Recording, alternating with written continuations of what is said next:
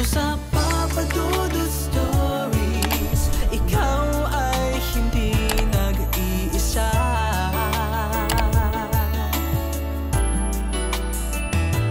Dito sa Papa Dudut Stories, may nagmamahal sa'yo.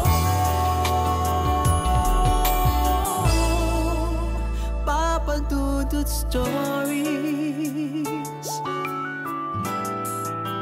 Papa Dudut Stories. Dear Papa Dudut, sa lahat po ng mga nakatutok ngayon, huwag pong kalimutan mag-like, mag-share at mag-subscribe. Maraming salamat po sa inyong lahat.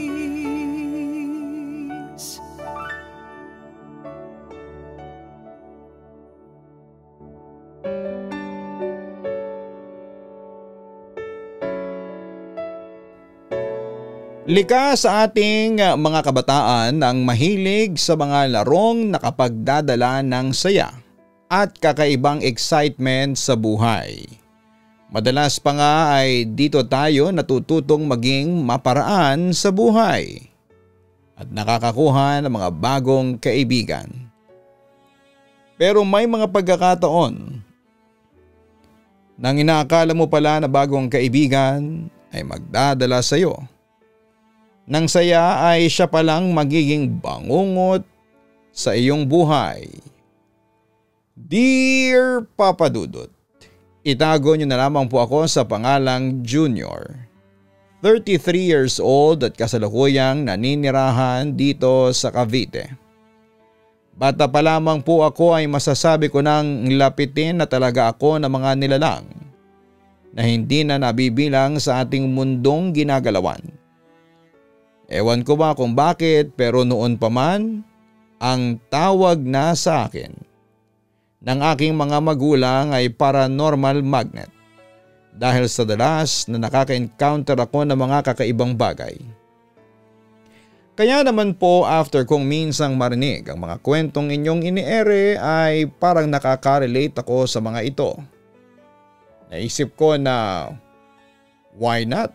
Na ako naman ang magbahagi ng aking mga naging karanasan noong aking kabataan.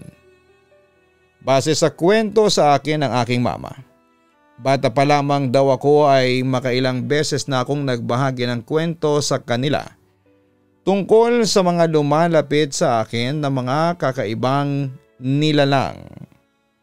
Isa na nga daw dito ang batang ayon sa kanilang kwento ay tinatawag ko daw na Mika.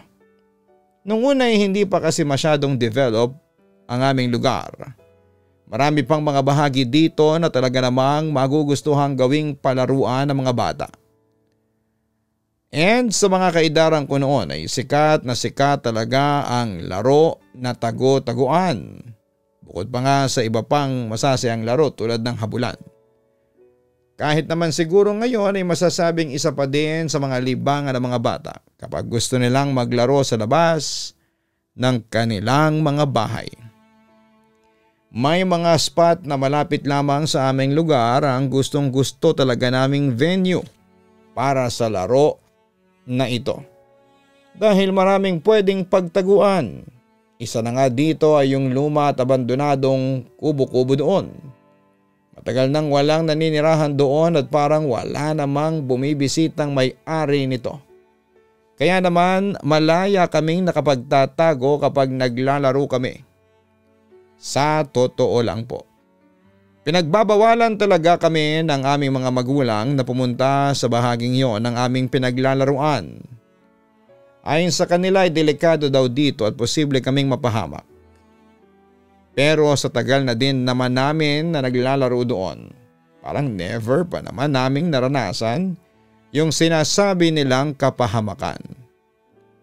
Ewan ko ba kung bakit pero kapag kasi nababanggit talaga ang kubong yon ay parang natatakot ang mga matatanda sa aming lugar sa hindi malamang kadahilanan. Pero dahil likas naman sa mga isipan ng mga bata na habang pinagbabawalan sila ay mas lalo silang naku-curious. Kaya naman di din kami sumusunod sa kanila. Para sa amin ay isa itong magandang palaruan at tambayan. Sa amin madalas na paglalaro, dito madalas kong mapansin ang isang batang babae na nakatanaw lamang sa amin. Marahil ay hindi bababa sa 10 taong gulang ito, base na din sa kanyang itsura. Ang mga titig nito ay tila ba may inggit at pagnanais na makisali sa aming lahat. Nung una ay nagtataka ako sa kanya dahil sa tuwing nasisilayan ko siya, ay parehas na damit lamang ang kanyang suot. Pulang jumper na dress na may nakapaloob na puting t-shirt at isang itim na sapatos. Sa isip ko pa nga noon baka walang pambili ang kanyang magulang na mga bagong kasuotan, kaya naman isang damit lamang ang kanyang sinusuot. Sa dalas ko nga siyang makita ay naisipan ko nang lapitan siya upang yayain na sumali sa amin. Sinabihan ko din naman muna ang aking mga kalaro bago ko siya yayain dahil baka awayin lamang siya ng iba kapag bigla ko na lamang siyang isinali.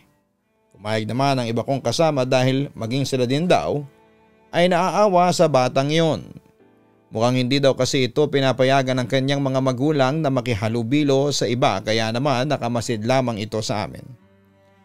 Matapos ang pag-uusap namin iyon ay agad ko din siyang patakbong tinungo. Nagulat pa nga siya noong una nang lapitan ko siya at batiin kaya medyo natawa pa ako noon. Nang makabawi naman siya sa kanyang gulat ay bumati din naman ito. Pabalik sa akin sabay tanong kung nakikita ko daw ba siya. Medyo nagtataka man ako ay sinagot naman siya na lagi namin siyang nakikita doon na nanonood sa aming maglaro. Kaya naman ngayon ay yayayain namin siyang sumali sa amin kung gusto niya. Nag-alangan pa ito nung una ngunit ilang saglit lamang ay ngumiti na rin po ito na sumali sa amin. Nalaman ko na ang pangalan pala ng batang iyon ay si Mika. Doon lang din daw siya nakatira pero hindi niya sinabi kung saan ang eksaktong lugar. Hindi ko naman ito masyadong ininda dahil baka nahihiya nga din siyang malaman namin ang kanyang bahay dahil nga sa kalagayan ng kanilang pamilya. Masaya namang kalaro si Mika, game siya sa bawat ginagawa namin kaya naman tuwang-tuwa din kami na sumali siya sa amin. Tinuruan pa niya ako ng isang magandang pwesto kung saan ako maaaring magtago sa tuwing maglalaro kami. Kasama ko siya dito at talaga namang nahihirapan ang aming mga kalaro na hanapin kami doon. Gayunpaman ay parang may kakaiba kaming nararamdaman sa lugar na yon na hindi ko maipaliwanag. Parang tuwing nandun ako ay mabigat ang aming katawan at madalas ding sumasakit ang aking ulo. Hindi ko naman ito pinapansin masyado dahil iniisip ko na baka dala lamang ito ng pagod at init ng panahon dahil may mga pagkakataon na katanghaliang tapat kami naglalaro. Nang magyaya ng umuwi ang iba naming kalaro ay inalok pa namin si Mika na ihatid sa kanilang bahay ngunit tumanggi na ito. Mauna na daw kaming umuwi at doon daw muna siya. Hindi na din naman kami nagtanong pa at nagkanya-kanya ng takbuhan patungo sa aming mga tahanan. Pagka-uwi ko ay kinuwento ko kaagad kina mama na may bago kaming kilalang kaibigan. Napagalitan pa nga ako dahil nagpunta na naman daw kami doon sa lugar na yon. Muli din niya akong pinaalalahanan. Dahil hindi daw ligtas ang lugar na yon para sa mga batang katulad namin. Para daw makasigurado ay titingnan daw kami doon ni mama bukas upang masiguradong hindi na kami babalik pa sa lugar na yon.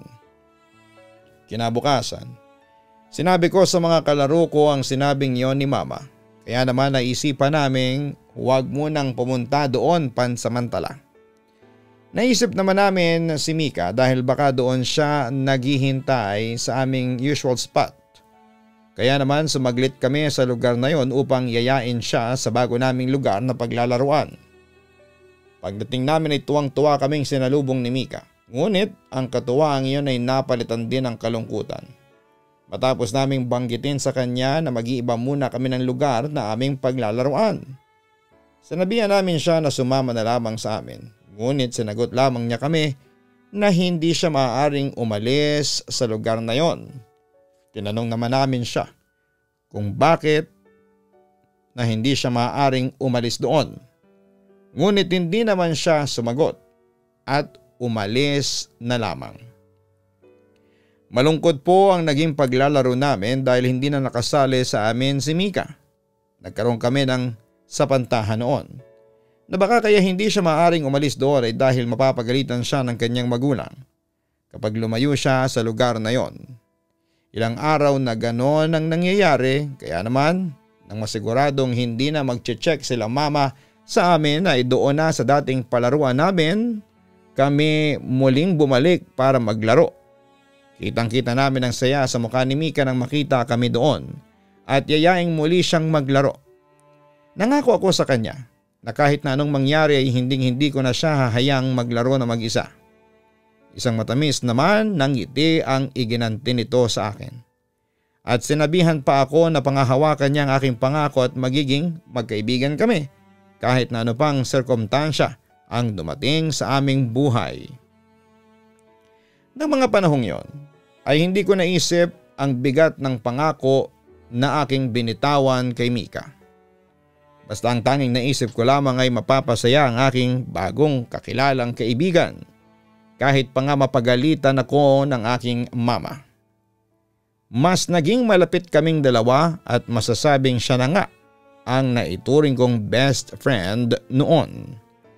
Napapansin din ng aming mga kalaro na masyado na kaming nagiging close kaya naman minsan ay inaasar na din nila kami. Ngunit hindi naman namin ito binibigyan ng pansin. Pero ang maituturing na pagiging sanggang dikit naming dalawa ay nagdulot po ng negatibong emosyon sa aming kalaro. Makalipas lamang ang ilang buwan, mas pinapaborang ko na kasi ang mga gustong laro ni Mika kahit pa nga ayaw na ito ng mga kalaro namin. Hindi ko alam kung bakit, pero sinasabi sa akin ng mga kaibigan ko noon na habang tumatagal daw ay parang nag-iiba na si Mika. May mga pagkakataon na kapag sila ang pinapansin ko ay parang naiinis ito at tinitingnan sila ng kakaiba na siya namang kinakatakot nila. Hindi ko naman sila pinaniwalaan dahil ibang-iba ang ikinuwento nilang Mika sa Mika na nakakaharap ko. Madalas tuloy na magkaroon kami ng away dahil sa ganitong mga usapan. Hanggang sa dumating na sa punto na pinapili nila ako kung sino ba ang mas gusto kong makalaro. Matagal ko man silang nakasama ay si Mika ang aking pinili. Dahil na nga rin sa pangakong binitawan ko sa kanya. Ayoko naman na mawalan siya ng kaibigan dahil lamang sa naiinggit ng mga kalaro namin sa kanya. Ikinatuwa naman niya ang aking desisyon habang ikinagagalit naman ito ng mga dati kong nakakalaro. Simula ng araw na yon ay kaming dalawa na lamang ni Mika ang madalas na naglalaro. Hindi na talaga nakisali pa sa amin ang iba naming mga kasama noon. Hindi namin ito iniinda at mas naging malapit pa kami na umabot pa nga sa punto na parang ayaw na akong pauwiin pa ni Mika. Ipinagtataka ko naman ang mga ganitong gawi dahil naisip ko noon kung hindi ba siya hinahanap sa kanilang bahay ng kanyang mga magulang dahil nakakaya niyang manatili doon ng super late na oras. Sa tulad ko kasi, napatakas lang makipaglaro sa kanya. Ay hindi ako maaaring magpagabi dahil hahanapin ako ng aking mama at malalaman nito na sinuway ko siya. Kaya naman kahit nalulungkot si Mika sa bitin na oras ng aming paglalaro ay wala din itong magawa. Ngunit tulad nga ng sinasabi ng mga nakatatanda ay walang lihim na hindi nabubunyag. Nalaman nila mama ang ginagawa kong paglalaro malapit sa kubo na yon. Nakita niya kasi ang mga dati kong nakakalaro nung minsan ay pauwi siya galing sa pamamalengke. Nang mapansin nito na wala ako doon ay hinanap niya ako sa kanila. Dahil nga sa medyo hindi kami okay na mga kalaro ko noon ay isinumbong nila ang aking ginawang pagtakas patungo sa lugar na yon. Kaya naman pag uwi ko ay napalo talaga ako ng aking mama at pinagbawalan na lumabas ng bahay pagka-uwi ng paaralan. Wala naman akong nagawa noon dahil na rin sa bantay sarado ako. Nag-alala ako na baka isipin ni Mika na hindi ko na siya gustong makalaro pa. at hindi ko tinupad ang aking pangako sa kanya. Malungkot po ang mga sumunod na araw para sa akin. Tuwing umuwi ako galing sa paaralan ay nakatanaw lamang ako doon sa may kubo, ngunit hindi ko magawang lumapit sa takot na makita ako ni mama. Mga isang linggo din siguro ang lumipas at dumalaw sa akin ang aking mga dating kalaro. Sinabi ng mga ito na hindi na daw nila nakikita si Mika doon kaya hindi nila masabi ang aking kalagayan. Humingi din ng paumanhin ng mga ito dahil sa ginawa nilang pagsusumbong sa akin. Sinabi ko naman sa kanila na ayos lamang yon at hindi nila kasalanan yon. Nang gabing yon ay hindi agad ako nakatulog dahil parang may kakaiba sa aking pakiramdam. Parang may mga matang nakamasid sa akin sa kung saan, ngunit hindi ko naman matukoy ang eksaktong lugar kung saan ito nanggagaling. Nang hindi na ako makatiis, ay tumayo ako mula sa aking pagkakahiga upang pumunta sa kusina at kumuha ng gatas ng aking iinumin sa pag-asang makakatulong po ito upang makatulog ako. Wala naman ako napansin na kakaiba habang nasa kusina ako, ngunit hindi ko na rin naman binuksan ang ilaw dahil saglit lang naman ako at kahit papaano naman ay may liwanag na sumisilip mula sa mga bintana.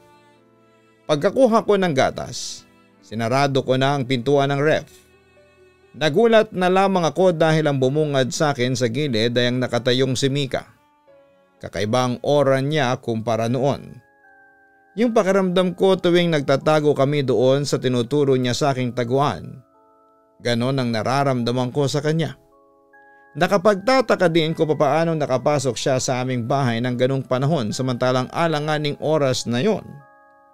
Napatanong tuloy ako sa kanya ng, Mika, paano ka nakapasok sa aming bahay? At paano mo nalaman kung saan ako nakatira? Hindi naman ito sumagot at matiim lamang na tumingin sa akin. Hindi ko din naman magawang kumilos sa aking kinakatayuan dahil parang ang mga titig sa akin ni Mika ay nagbabanta na kapag kumilos ako ay may mangyayaring hindi maganda.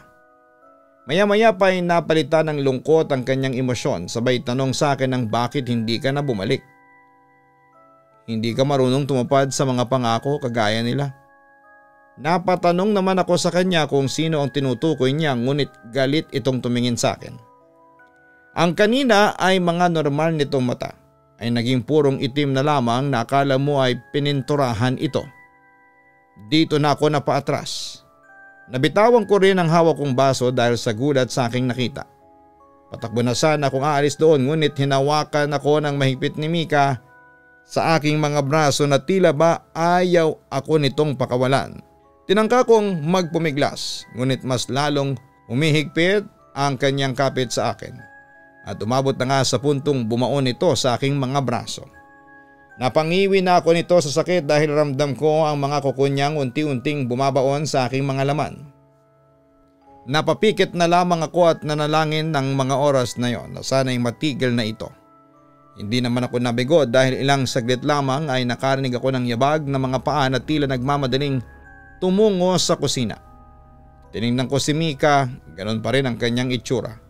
Ngunit bago pa man makarating ang kung sinong papalapit sa amin ay biglang naglahong parang bula sa aking harapan ang itinuturing kong kaibigan.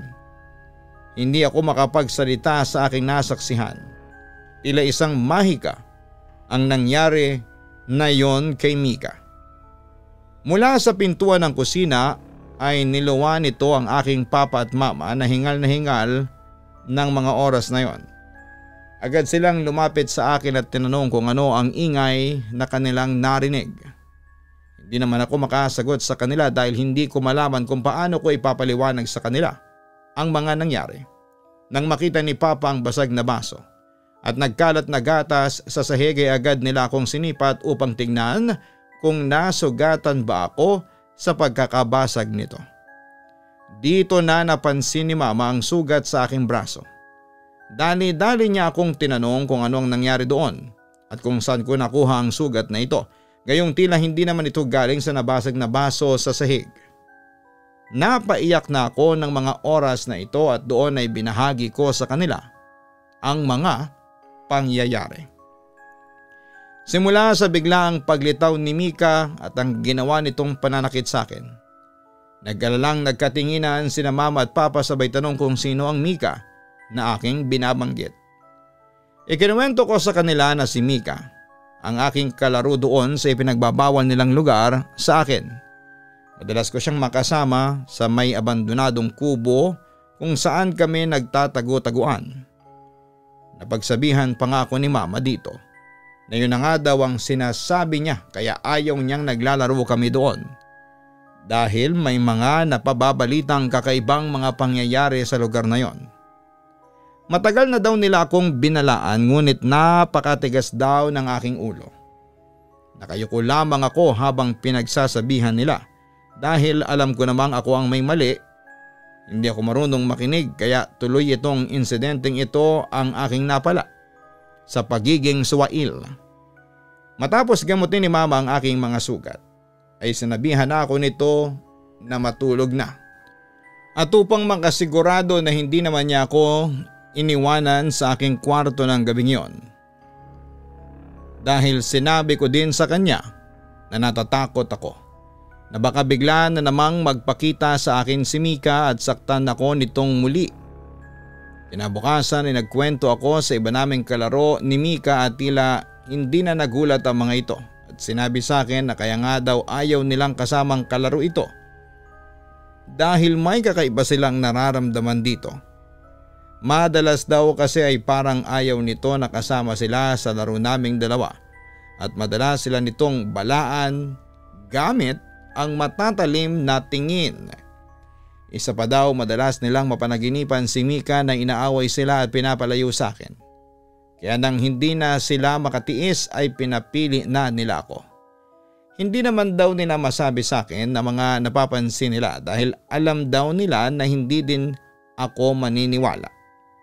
Parang nahiya naman ako sa aking mga kaibigan dahil kapakanan ko lamang pala ang kanilang iniisip. Ngunit pinagdudahan ko ito at binigyan ng ibang kahulugan. Hindi na kami bumalik pa sa may kubo-kubo na yon at naghanap na lamang ng ibang maaaring mapaglaruan malayo dito. Akala ko ay sa pamamagitan nito ay hindi na ako gagambalain pa ni Mika. Ngunit isa pala itong malaking pagkakamali dahil ilang araw lamang matapos ang insidenteng nangyari sa akin ay isa-isang nagkasakit ang aking mga kaibigan. Halos magkakaparehas ang kanilang mga nararamdaman. Mataas na lagnat, may mga sugat sa katawan at hallucinations na hindi naman maipaliwanag. Ayon sa kwento ng mga magulang nila ay may nakikita daw ang mga ito na kung ano-anong nakakatakot na bagay tulad ng isang naaagnas na batang babae. Lumalapit daw ito sa kanila at galit na galit daw. May mga pagkakataon pa nga na tila kinukumbulsyon ang aking mga kaibigan at pagkatapos ng episode nilang yon ay sinasabi ng mga ito na sinasakal daw sila ng batang yon at sinasabing nakasalanan daw nila ang lahat. Nagtataka naman ang mga magulang nila sa kung ano ang mga nakikita nila. Tinanong nila kung may alam daw ba ako sa posibleng dahilan ng pagkakasakit ng kanilang mga anak. Ngunit wala naman akong maisagot sa kanila dahil maging ako ay wala ding ideya sa kanilang pinagdadaanan. Ang tanging alam ko lamang ay nagsimula ang lahat nang makilala namin si Mika. Hindi man ako sigurado kung ito nga ang pinagmulan ng lahat ay ikinuwento ko sa kanila. Ang lahat simula nang makilala namin si Mika sa may lote kung saan ay nakatayo ang abandonadong kubo. Matapos kong ikwento yon ay tila nagkaideya na sila kung bakit ganon ang nararamdaman ng kanilang mga supling. Nang gabi ding yon ay hindi ako makatulog dahil na din sa pag-aalala sa aking mga kaibigan. Kaya naman naisipan kong ipagdasal na lamang sila upang sa ganon ay mawala ng kanilang mga nararamdaman. Ipinikit ko ang aking mga mata at taimtim na sanang magdadasal ngunit mula sa bandang kanang tenga ko ay may narinig akong humahagik-hik na batang babae. Pinakiramdaman ko muna ang aking paligid. Hindi ko binuksan ang aking mga mata at tanging ang aking mga tenga lamang ang aking pinagana. Wala naman na akong narinig na hagik-hik. matapos ang sandaling yon. Ngunit nang muli na naman akong nagtangkang magdasal, ay nakarinig muli ako ng tinig sa aking bandang kanan. This time may malakas at masasabi kong napakalapit ng sino mang nilalang na yon sa aking mga tenga. Sinaad nito ang mga katagang walang magagawa ang pagdarasal mo. Kukunin ko sa iyo ang iyong mga kaibigan bilang kabayaran sa hindi mo pagtupad sa iyong pangako. Dito ko na idinilat ang aking mga mata. Mabilis kong nilingon ang pinanggalingan ng boses na yon, ngunit wala akong nakita na kahit na sino. Muli akong nakiramdam sa aking paligid. Tinignan kung muli ay may magpaparamdam sa akin. Ilang saglit pa nga ay nakarinig akong muli ng hagikhik ng isang batang babae, habang tila paikot-ikot ito doon. Sa pagkakataong yun ay kumanta na din ito. Kinakanta nito ang tagu-taguan, maliwanag ang buwan, saksak puso, impyerno. Tanging ang mga medyo may double meaning na bahagi ng kanta lamang ang kanyang binibigkas. Nakaramdam ako ng kakaibang takot ng mga panahong yon. Hindi ko alam ang aking gagawin. Gustuhin ko mang tumungo sa kwarto ng aking mga magulang ay hindi ko magawa. Naisipan ko na lamang na magtalukbong ng kumot ng mga oras na yon. Umaasa na itatago ako nito sa kung sino mang naglalaro na yon sa akin. Nakalma lamang ako ng kaunti nang mawala na ang naririnig kong mga yabag. Dahan-dahan kong tinanggal ang pagkakatalukbong ng kumot sa aking muka. Ngunit hindi ko na napigilan ng magsisigaw. Nang pagkatanggal ko ng taklob kong yon ay bumungad sa akin ang mukha ng nakangising si Mika, na halos isang dangkal na lamang ang distansya ng kanyang muka mula sa akin. Ang dating maamon nitong wangis ay napalitan ng naaagnas na mga pisngi at halos luha ng mga mata. Mas lalo pang nadagdagan ang aking takot nang bigla itong nagsalita at sinabi ang katagang bumtaya. Hindi ko na hinintay pa kung ano ang kanyang gagawin at agad ko siyang itinulak. Mabilis akong bumangon sa aking pagkakahiga at tinungo ang pintuan. Ngunit pagdating dito ay hindi ko ito mabuksan. Tila may puwersang pumipigil dito. Napalingon ako sa aking likuran at doon ay nakita kong unti-unti nang lumalapit si Mika. Galit na galit ang mukha niya habang binibigkas sa mga salitang akala ko ba kahit na anong mangyari ay hindi mo ako hahayaang maglaro ng mag-isa. Bakit mo ko ngayon tinatakbuhan? Tuparin mo ang iyong pangako at samahan mo ako sa aking hukay. Naiyak kong mas pinilit na buksan ang aking pintuan, ngunit wala talagang nangyari. Halos mawala na ako ng ulirat nang bigla na lamang mabilis na naglakad patungo sa akin si Mika. At nang halos gadangkal na lamang muli ang pagitan namin ay nagtanong ito ng laro tayo. Hanggang sa kabilang buhay, tinangkan nitong hawakan ang aking braso, tanging malalakas. Napalahaw na lamang ang aking nagawa dahil sa takot na kapag nahawakan niya ako ay isama na talaga niya ako sa kung saan mang lupalop man siya pupunta. Mabuti na lamang at tila narinig ng aking mga magulang ang komosyon na aking ginagawa, kaya naman bago pa niya ako tuluyang mahawakan ay bumukas na ang pinto ng aking silid at hinila ko ng aking papa palabas mula sa kwarto. Sa harapan mismo nila mama ay nawala ang figura ni Mika. Kitang-kita ang gulat sa kanilang mga muka dahil sa nangyari. Kahit naman siguro sino ay ganon ang magiging reaksyon. Buong gabi na hindi kami nakatulog ng aking mga magulang dahil sa nangyari. Kinabukasan ay nagpunta kami ng simbahan upang makiusap sa kahit na sinong pari na maaaring magbasbas. Basbasan ang lugar na yon dahil may namumunga doon na masamang espiritu na ngayon nga ay nanggagambala sa amin. Agad naman pumayag ang mga taga-simbahan dahil hindi lamang pala kami ang humiling nito, ngunit maging ang mga magulang ng aking mga kaibigan. Aabutin nga lamang ito ng ilang araw dahil hihingi din sila ng permiso at may mga paghahanda pa silang gagawin. Mga ilang araw din ata ang lumipas at tinungo na nga ng isang pari ang lugar na yon. Dala-dala ang kanyang mga kagamitan ay sinimulan niya ang seremonyas ng pagdarasal bago binasbasan ang lugar na yon gamit ang holy water. Nang makarating na kami sa kubo ay muli kong naramdaman ang bigat ng aking pakiramdam. Pagkatama ng patak ng holy water sa bahagi kung saan kami nagtatago ni Mika ay umusok ito na akala mo ay may nagsisiga dito. Sumingaw din mula dito ang isang masangsang na amoy. Napa-sign of the cross naman ang ibang matatandang kasama namin batay sa kanilang mga naging bulungan. Sa lugar daw na yon ay may nangyaring krimen. Isang batang babayang walang awang pinaslang doon at itinago pa ang katawan sa pwestong yon. Simula daw noon ay madalas nang may nakikitang batang babae sa lugar na ito at ayon pa sa sabi-sabi ay naghihintay ito ng mga kabataang maaari niyang maisama upang makalaro sa kabilang buhay. Matapos ang seremonyas ng pagbabasbas at pagdarasal ay parang gumaan ang aking pakiramdam. Tila na walang bigat na bagay na kanina lamang ay nagpapahirap sa akin. Nang maghiwa-hiwalay na ang lahat ng mga dumalo ay binisita namin ang aking magulang ang mga kaibigan ko noon na may sakit. Pagdating namin sa kanilang mga bahay ay masigla na nila kaming sinalubong at sinabing magaling na sila at maaari na muli kaming maglaro sa mga susunod na araw. Matapos ang araw na yon ay natigil na rin ang pagpaparamdam ni Mika. Hindi na rin po ito nasisilayan ng ibang mga kabataan sa aming lugar.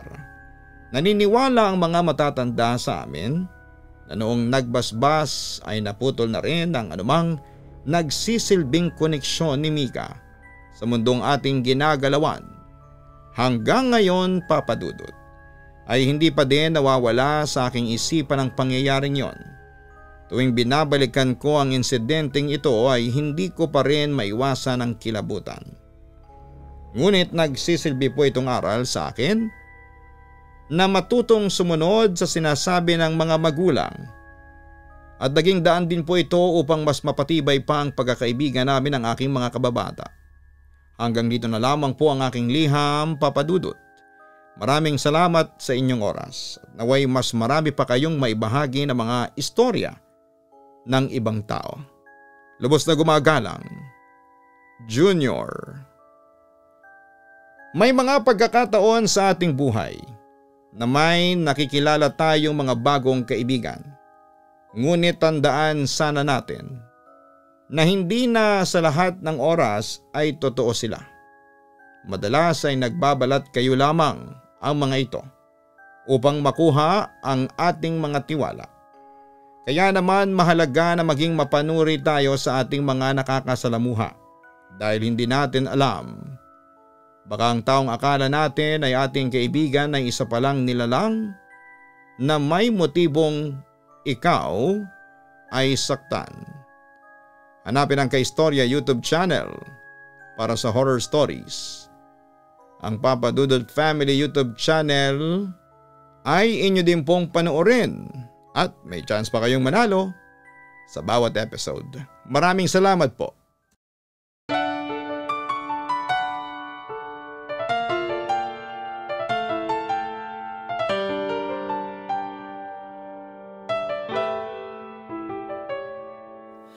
Ang buhay ay mahiwaga, laging may lungkot at saya. Sa Papa Dudut Stories, laging may karamay ka.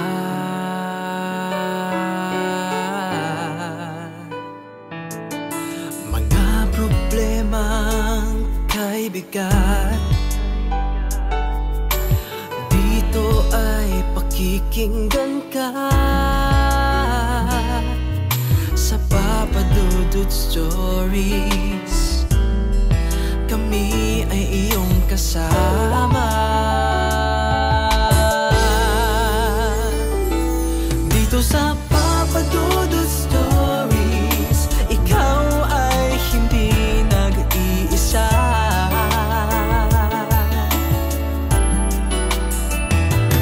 Dito sa Papa Dudut Stories, may nagmamahal sa'yo.